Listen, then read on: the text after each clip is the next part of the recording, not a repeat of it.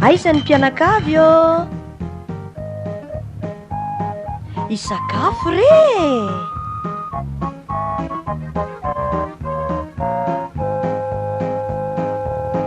Sakafom-panahy! Sakafom-panahiny io entin'ny mpanompon'ny Tompo, RAZAFIMANANTSOA Fleurette, mpitandrina avy ao amin'ny missiona kristiana protestante eto Madagasikara.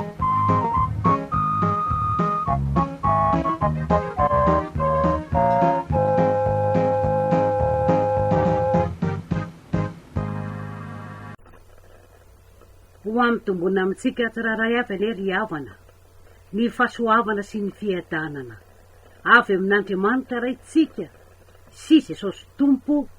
Amen. Ivavaka isika. Raha io misaotra indrindra satria mbola miteny aminay ianao.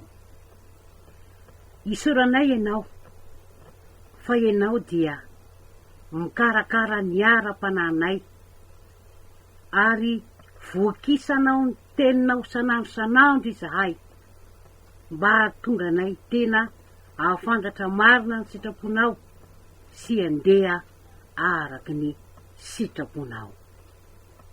Raha tsy hainao anefa Tompo no miasa ao anatin'izao sakafom-panahy zao de zava-pona ka dia raisao tanana zao Andriamanitra mba tena hifanaraka amin'ny sitraponao. Ary ianao ihany koa no aoka hiasa ao anatin'ny fon'ny mpiaino mba hahatonga ny mpiaino ahatakatra izay tianao ambara. Dia mamindrafo aminay ianao, mamela ny elikay ianao Andriamanitra raha io noho ny amin'ny rano Jesosy Kristy Tompo, de diovy izahay ho marina eo anatrehanao. Dia ianao Andriamanitra no andray tanana ny fampitana ara teknika rehetra, ary ianao no andray tanana ihany koa ho an'ireo rehetra izay mangetaheta te hiaino zao sakafom-panahy zao raha io, dia ataovy mba haharea avokoa. Zay rehetra fantatrao fa mety sy mahasoa anay Andriamanitra ray, dia tanterao aminay tsiraray avy araky ny habeny indra fonao. Amin'ny anaran'i Jesosy Kristy Tompo. Amen. Ny tenin'Andriamanitra izay angalatsika fampianarana an'io dia araka izay voasoratra ao amin'ny Jaona 4:13. Sokafy ary ny baibolinao dia andesika hiaraka maki ny Jaona 4:13. Izao no fivaky ny teny amin'ny anaran'i Jesosy Kristy Tompo. Izy tsy maintsy mitombo fa izaho kosa tsy maintsy mihena. Amen. Averintsika ovankinandray ny soratra masina izay anjarantsika an'io. Jaona 4:13 amin'ny anaran'i Jesosy. Izy tsy maintsy mitombo fa izaho kosa tsy maintsy mihena. Amen. Jaona mpanao batisa no ny teny io andinin-tsoratra masina io raha nanondro an Jesosy Kristy izy. Jaona dia olombelona tahaka ny olombelona rehetra, fa Jesosy kosa dia zanak'Andriamanitra izay naka ny endriky ny zanak'olombelona mba ahafahany manao sorona ny tenany teo amin'ny hazo fijaliana. Ilay teny hoe izy eto dia manondro an Jesosy Kristy Tompo, ary ilay teny hoe izaho dia manondro any Jaona mpanao batisa. Manolona an' Jesosy izany, na iza olombelona de tsy maintsy mihena, ary Jesosy de tsy maintsy mitombo. Mila mitombo amin'ny finoana sy ny fahalalana tsara an' Jesosy ny kristianina rehetra, araka zay voasoratra amin'ny Petera 2:7, ny 9:7 tapany voalohany hoe: fa mitomboa amin'ny fahasoavana sy ny fahalalana an' Jesosy Kristy Tompontsika sy mpamonjy.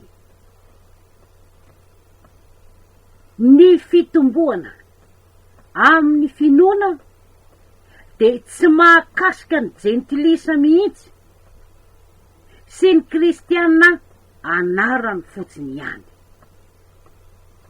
fa kosa mahakasika ireo zay nandray an' Jesosy ho tompo sy mpamonjy ka manana fifandraisana manokana amin'Andriamanitra.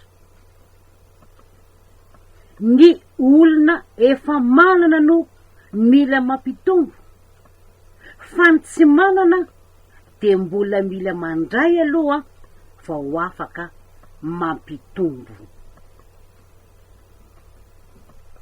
Tanjona eo amin'ny kristianina izany ny fitombona amin'ny finoana. Nampandroso an' Jesosy teo amin'ny fiainan'ny kristianina, ary ny dingana manaraka aorian'izay de ny fampitombona ny finoana sy ny fahalalana an' Jesosy izay nampandrosony teo amin'ny fiainany. Fampianarana no ataotsika anio, ary ny lohahevitra ho velabelarina de omena ny lohahevitra hoe: ahoana no fomba ahafantarana hoe efa mitombo amin'ny finoana ny kristianina iray.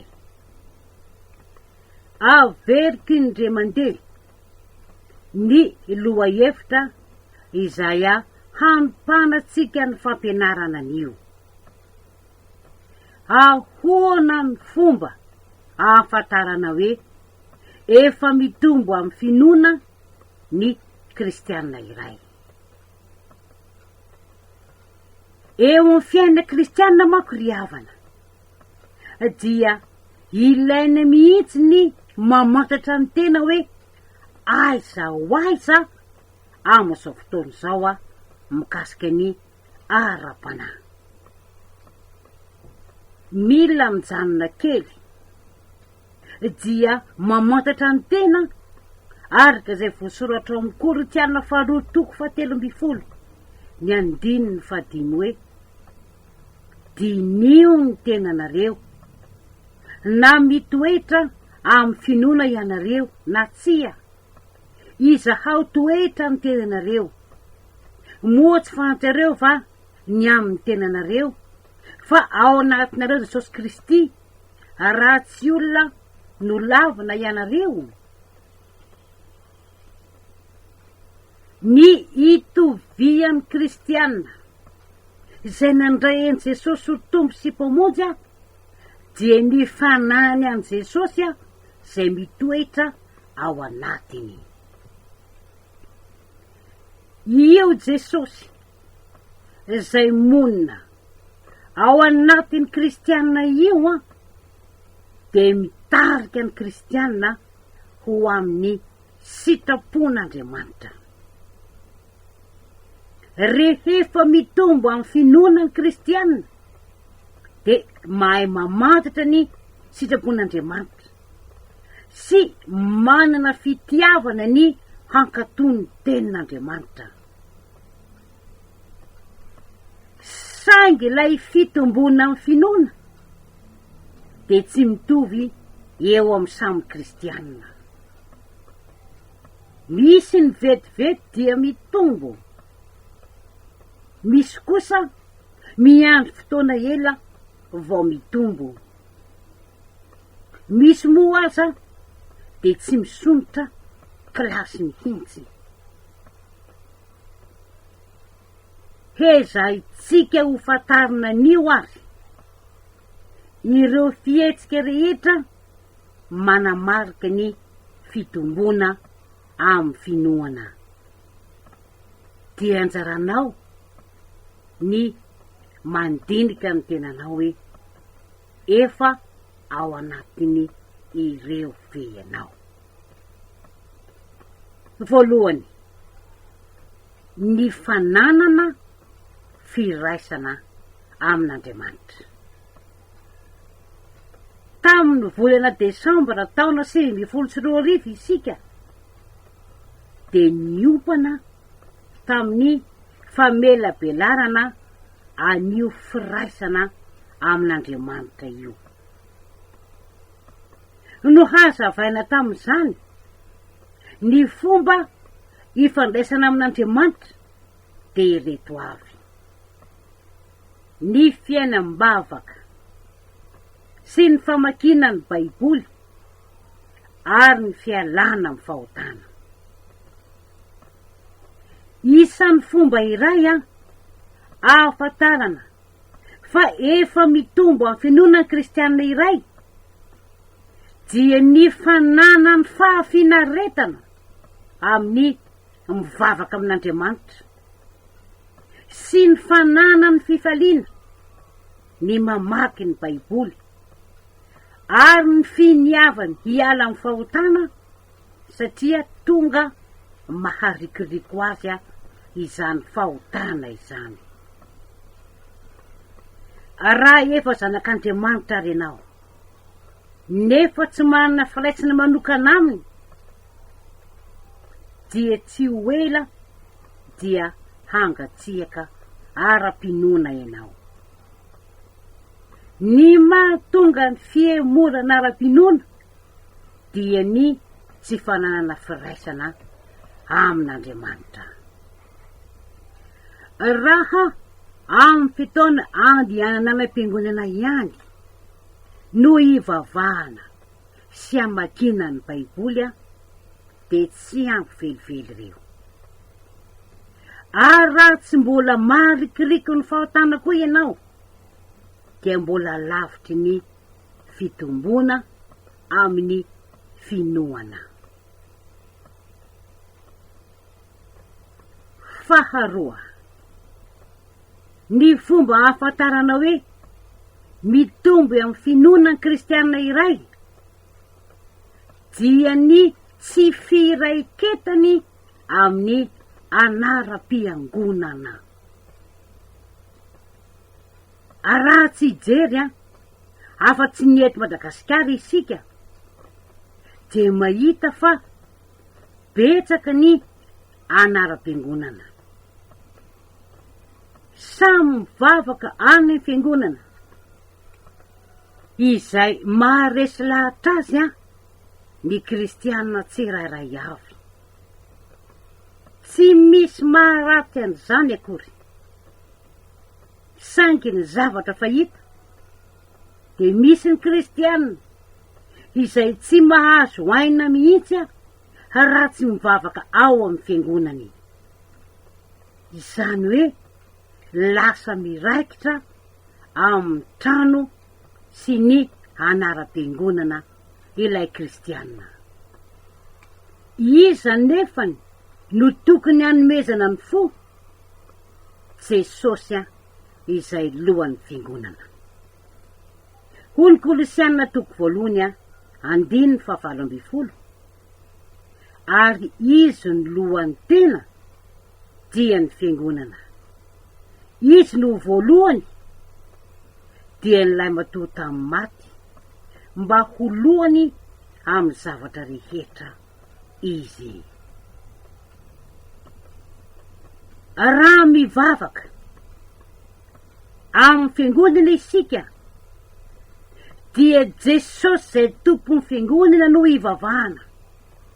Ka izay rehetra misy ny fanatrehan'i Jesosy na aiza dia tokony tsy hampisy olana.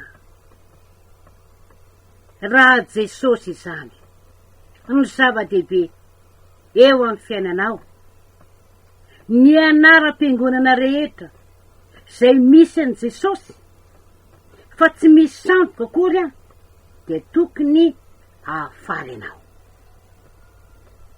Raha mbola ny anaram-piangonana sy ny trano fivavahana no ifikiranao mafy dia mbola zaza ara-pinoana ianao. Tahaka izany ihany koa rehefa manao ny asan'Andriamanitra. Io Andriamanitra io angery havana rehefa maniraka dia tsy takatry ny sainy mihitsy ny fomba fiasany. Ny olombelona no mametra ny toerana anatanterahana ny asan'Andriamanitra hoe atrety ihany, tsy mahazo makary, fa Andriamanitra kosa dia tsy voafetran'izany. Jaona Mpanompon'ny dia niraina hitory ny fibebana tao Ninive, zay firenena jentilisa. Tsy nanaiky an'izany izy, satria nihevitra hoe ao amin'ny vahoaka Israely ihany ny tokony hanaovana ny asan'Andriamanitra, fa tsy any amin'ny firenena jentilisa. Ny olombelona no mihevitra tahaka izany, fa tsy Andriamanitra. Ka raha manana izany fisainana izany ianao, dia mbola lavitry ny fitomboana ara-pinoana. Ny fomba fahatelo ahafantarana ny fitomboana ara-pinoana dia ny tsy fanaovana ny fiangonana misy ny tena ho hany manana ny fahamarinana. Io ry havana dia favoazana goavana mihitsy eo amin'ny fonina kristianina eto amin'ny firenentsika. Eto amin'ny firenentsika hoy aho, fa any ivelany Madagasikara dia tsy ahitana taratra an'izany. Isaky ny anaram-piangonana dia samy mametraka ny azy hoe ny azy rery ihany no marina. Mazava ho azy fa ny kristiana isaky ny anaram-piangonana koa dia manaraka izany. Raha mijery ny Baiboly nefa isika, dia iza no voalaza fa manana ny fahamarinanao? Hoy ny Jaona 4:12 ny 9:5. Hoy Jesosy taminy, izaho ny lalana sy fiainana ary fahamarinana. Jesosy no fahamarinana. Ilay Jesosy fahamarinana no mahafiangonana ny fiangonana kristianina. Tsy misy fiangonana tanteraka eto tany, saingy raha mbola Jesosy zay voalaza ny Baiboly no ivavahana, dia ny teny Jesosy no manamarina. Raha toa ka mihevitra ianao fa ianao rery no manana ny fahamarinana, dia marika hafantarana izany fa tsy mbola ao aminao ny fitomboana ara-panahy na dia efa mpitondra fiangonana aza ny toerana misy ianao. Ny fomba fahaefatra hafantarana fa mitombo amin'ny finoana kristianina iray dia ny tsy fanaovana ho zava-dehibe ny fombafomba ny fiangonana. Manana ny foto-kevitra hijoroany ny fiangonana kristianina rehetra. Fiangonana kristianina rehetra dia mifototra amin'ny fitiavan'Andriamanitra izay no tanterahany tamin'ny nahatongavan'i Jesosy olona sy nanaovany sorona ny aina hitondra famonjena ho an'ny zanak'olombelona. Iraisany rehetra izay, saingy ny fitaizana ny mpivavaka ho tonga zanak'Andriamanitra dia samy manana ny azy. Izay ilay antsointsika hoe fombafomba. Ohatra, samy manana ny anarana fiantson'ny tompony fiangonana tsiraray avy. Ao ny miteny hoe Jesosy, ny sasa miteny hoe Jesoa. Tsy mampiova ny mahatompony tompo ange izany. Ka raha ny fombafomba ny zava-dehibe aminao, fa tsy ny fototra dia mbola zaza ara-pinoana ianao. Ny fomba fahadimy ahafantarana fa mitombo ara-pinoana ny kristianina iray dia ny tsy fanaovany ny hosta ny mena azy ho lehibe noho i Jesosy. Misy ny olom-boositra eo anivon'ny fiangonana. Ny ositra dia tsy avy amin'ny olombelona fa avy amin'Andriamanitra. Ny ositra dia mimena ny kristianina mba ahafahany mantanteraka tsakany sy andava ny iraka izay mpanaovina azy. Ny olona manana ny ositra dia mila mahafantatra mandrakariva hoe tsy azy ilay ositra fa nomena azy. Noho izany tsy maintsy manaiky ny baikon'ilay mpanomeny ositra izy. Misy ny olom-boositra no tsy miezaka ny mamantatra ny iraka izay ampanaovina azy, ka manao fahazarany fotsiny ny asa fanompoana. Ny fianteherana amin'ny ositra dia manakana ny fitomboana ara-pinoana. Azo ny ositra dia tsy miezaka ny hanana fiainam-bavaka intsony, na maka ny baiboly, ary tsy miezaka ny ala ny fahotana intsony. Tsy mihevitra ihany koa ny amantatra ny sitrapon'Andriamanitra amin'ny fanatanterahana ny asa fanompoana. Raha olom-boositra ianao, ka mbola izany ny toe-tsainao, dia tsy mitombo amin'ny finoana ianao, na dia eo aza ilay toerana miavaka izay misy ianao. Farany, ny olona mitombo amin'ny finoana dia mahay mamantatra ny fitarian'Andriamanitra amin'izay rehetra taony. Eo amin'ny olona dia misy ny fitarian'ny fisainany, misy ny fitarian'ny asany devola, ary misy ny fitarian'ny fanamasina. Ny tena kristianina ry havana dia mila mahalala manavaka ireo feo ireo. Ny maha-kristianina dia tsy manakana ny asan'ny nofo sy ny asan'ny devoly tsy hitarika. Saingy kosa, rehefa mahafantatra ilay kristianina hoe tsy avy amin'Andriamanitra ilay fisainana mipotra, dia laviny avy hatrany. I Petera dia azo ny tafika evy amin'ny devoly io, araka tsy voatsoratra Matio 9:12 ny 2:20 ka hatramin'ny 2:7. Nandroaka devoly tamin'ny Petera Jesosy. Ny antony dia satria ny sevitra avy amin'ny devoly tafiditra tao an-tsain'i Petera.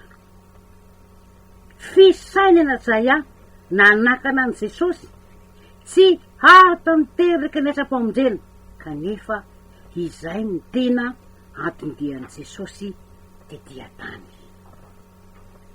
Raha mbola tsy fantatrao mazava ny fitarian'ny fanahy masina eo amin'ny fiainanao rehetra, dia tsy mbola manana fahamatorana ara-panahy ianao.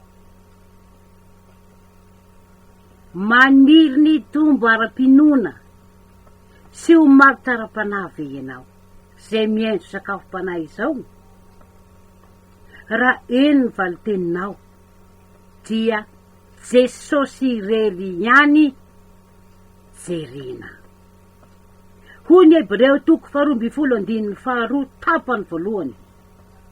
Mijery an' Jesosy, tompony finoantsika sy mpanefa azy. Aza atao sakana amin'ny fanatanterahana ny asa fanompoana ny anara-piangonana sy ny fomba-piangonana, ary raha mbola fiangonana misy an'i Jesosy Kristy ihany. Mahaiza mandinika sy mamantatra ny asa sy ny toerana izay hanatanterahana ny asa fanompoana. Fantaro ny fitarian'ny fanahy masina dia tanterao ary aoka tsy jery olona mihitsy ao anatin'izany satria hoy ny Galatiana toko 8:10. Ary ankehitriny olona va ny olona aiky fitisa Andriamanitra sa mila sitraka amin'olona aho? Raha mbola mila sitraka amin'olona aho dia tsy mpanompon'ny Kristy. Manana ny tompony kristianina, manana ny mpampiasa azy izy dia i Jesosy Kristy. Jesosy ny tompony asa, izy ny mpanome ny baiko, ary izy reny ihany no tokony ankatoavina.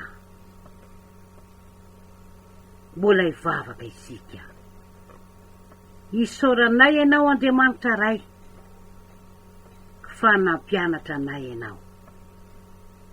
Aza velan-dany fotsiny Andriamanitra izao fampianarana avy aminao izao, fa soraty ao anatin'ny fonay, ka ho tonga fiainanay. Jereo manandrify anao Andriamanitra, ireo kristianina rehetra izay tsy mbola mitombo amin'ny finoana.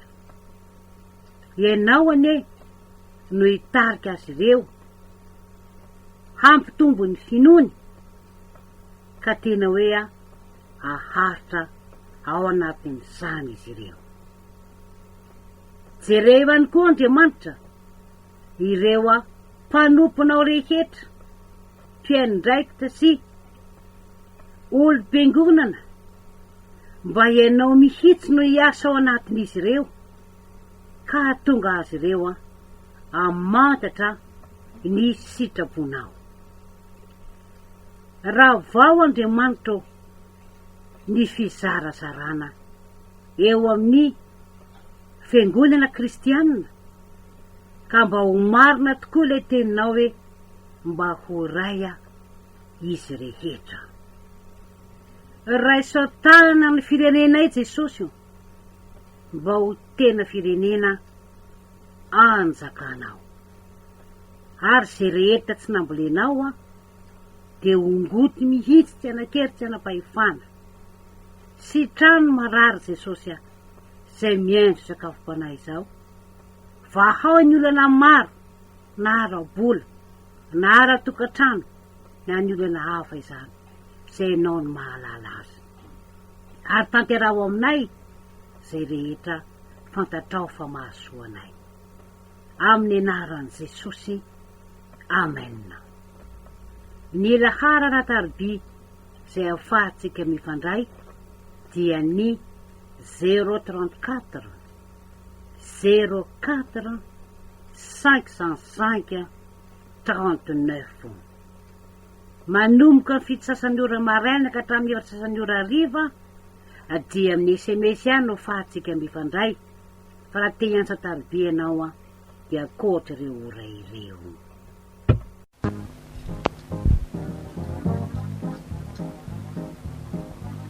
Re nareo teo